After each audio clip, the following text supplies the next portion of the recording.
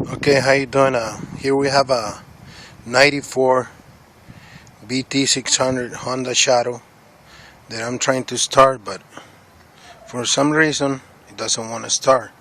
It was working fine, but let's see if somebody can help me. We're gonna turn it on, turn on the key, make sure this thing is right here, kill switch, run.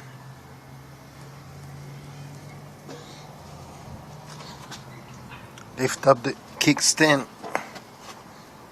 and then we have it on neutral.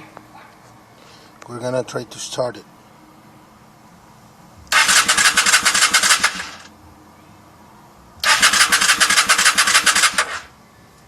As you can see, it doesn't want to work, doesn't want to start. This is all it's doing. So if somebody can help me out, I would really appreciate it.